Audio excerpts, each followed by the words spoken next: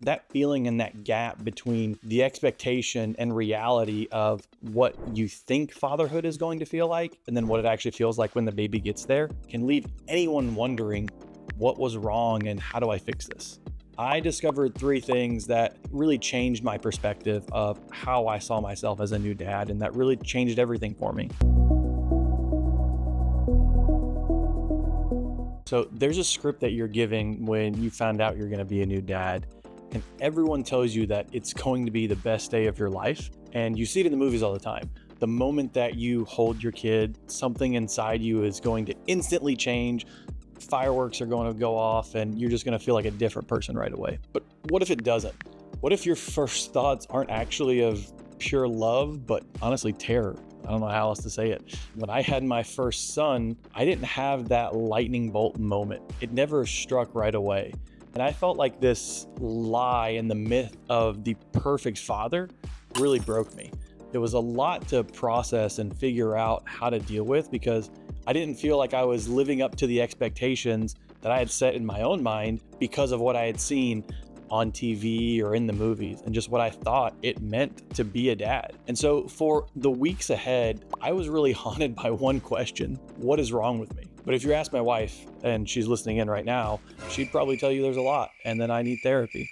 But that's just one of the many things. This isn't just my story. It's meant to be about the gap and the expectation of what fatherhood is going to be like and then what it actually is. So stay with me because what I discovered completely changed how I see myself as a dad, and I think it might do the same for you. All right, so to understand how deep that gap was for me, we got to go all the way back to the beginning. And for us, the beginning was absolute chaos. My wife had developed severe preeclampsia, and then it felt like everything just rapid fire and accelerated right away. We went from picking out the nursery colors and trying to plan and prep and put the kids' crib together, everything that you would normally do, to being told the baby had to come out like right now. This was at 33 weeks. She was rushed straight into labor and delivery, and the induction process started. One thing that really surprised me that I don't think any of the parenting books or things that I read online prepared me for was how long an induction could take, especially with your first. According to ACOG, for low-risk first-time moms at 39 weeks, that induction phase can stretch well past 24 hours, and it was 47 hours to be exact. It was a long time, and I can't imagine what my wife was going through, but she was an absolute rock star. I felt like I was barely keeping it together. For most of that time, it just felt like things moved really slowly. During the labor process, there wasn't much I could do but make sure that my wife was okay and then try to be as supportive as possible. But all of a sudden, there he was. Our first son was born. His eyes were just ready to go. He was taking it all in. And inside that room, it was just crazy. There were nurses that rushed in that were checking on the baby, that were checking on my wife, and then rushing him off to the NICU. I was in this weird place where I was torn in 2 directions. I had my newborn son, this tiny little thing that was being whisked away and taken into the NICU, and my wife, who was just honestly fighting to stabilize and stay alive. And I just kind of felt helpless, hoping that both of them were going to be okay and then we're going to make it through. And here's the truth. In that moment, I didn't really feel like a new dad. I was just hoping everyone was okay, and there wasn't much I could do to help, but just wait and let the professionals do what they do. What I also didn't know, and I don't think I was prepared for, was that the NICU, of all places, were going to change how I saw myself as a dad, but also the expectations of being a parent. Because for the next few weeks, the NICU really became our world. And in a strange way, it was a blessing because it felt like a crash course on parenthood. We were lucky enough to be able to room in with my son. So the nurses there, not only were they taking care of him, they also felt like they were taking care of us and walking us through parenting boot camp 101. They taught us all of the things of how to hold him, how to change him, how to do it all honestly through this mess and tangle of wires. And it was just such a unique experience, and one that I will actually look back on fondly outside of having to be in the NICU, because I felt like I learned a lot personally. I was there, I was doing all the things that I think a dad is supposed to do. I was changing him, holding him, talking to him, trying to make sure my wife was okay. But if I'm being honest, I did not feel like a dad still. I felt like a student. and a bystander, but I had to, or I shouldn't say I had to, I felt like I had to put on this brave face and just continue to be a supporting actor in the most important story of my life. But I felt this sense of duty and like a deep, quiet shame because I just didn't feel like a dad and I didn't know what to do at this point in time. But I didn't want to put that burden on my wife because she had just had a baby, we're stuck in the NICU, and there was so much that was happening. I did what I think anyone would do in this situation, outside of compartmentalizing it. I turned to Google. I discovered 3 things that I think really changed my perspective of how I saw myself as a new dad, and that really changed everything for me. The first thing I learned was I wasn't alone.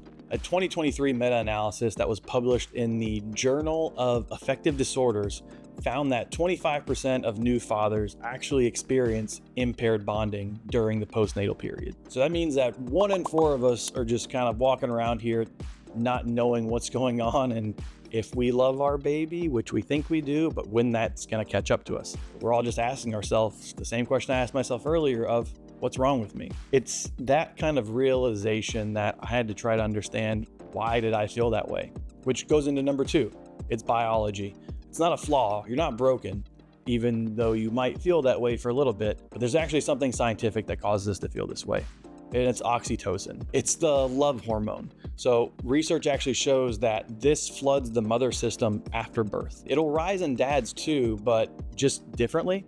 Even though we don't get that emotional flood of oxytocin and that feeling right away, for many dads, it's a slow drip that's actually activated by physical contact, by holding, feeding, rocking, basically the thousands of repetitions of care that you are doing or will do as a new dad, because your brain is literally creating that bond from scratch. It doesn't exist, and it's just trying to figure out how to form this connection and this attachment. Actually, I think I showed my wife this article while we were in the NICU, because it came out that Kit Harington had a new movie he was promoting, and he admitted to feeling like a stranger had been dropped into his home.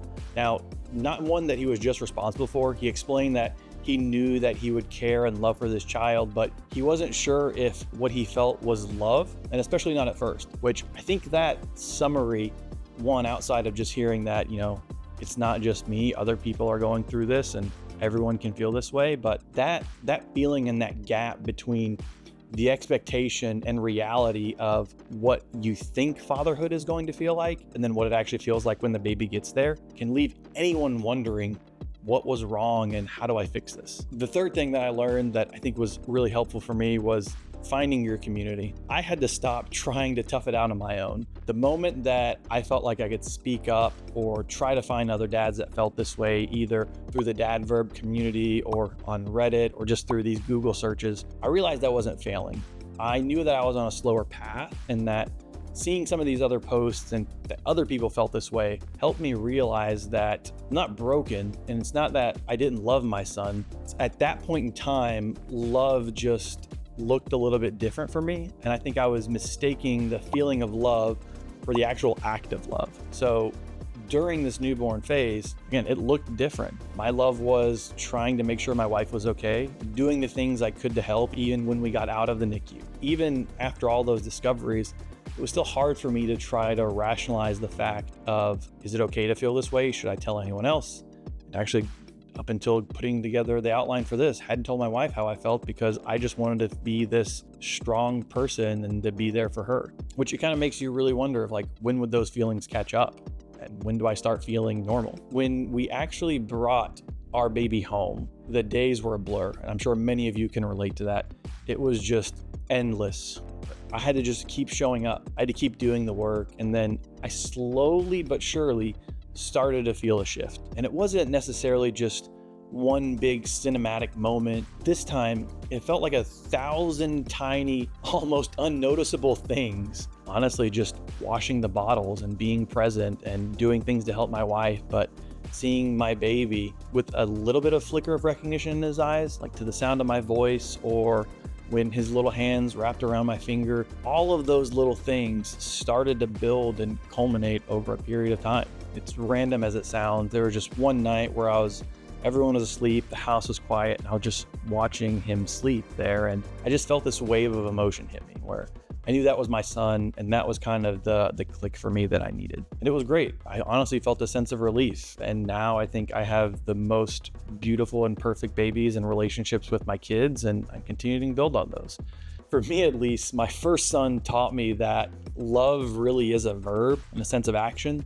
Some would say it's a dad verb, but it is an action. It's something that you have to continue to build the feeling on over and over again. But it just goes to show that fatherhood isn't a straight line, right? It's messy, and it's clearly very, very different for every dad. But I think personally, that's why these stories matter, because everyone has a unique experience and a unique perspective, and you don't know if your experience is what another dad needs to hear. So that's where I think we want to focus on this channel and this community is we want to know, were you part of the 25%, or were you part of the lightning bolt moment, or did you just have just a completely different experience? And so we want to hear from you. Please let us know your stories, because I think the more that we talk about these things as dads, the more comfortable we get with knowing that we're not alone, knowing that we're not broken, and just feeling okay with being in this weird sense of figuring things out.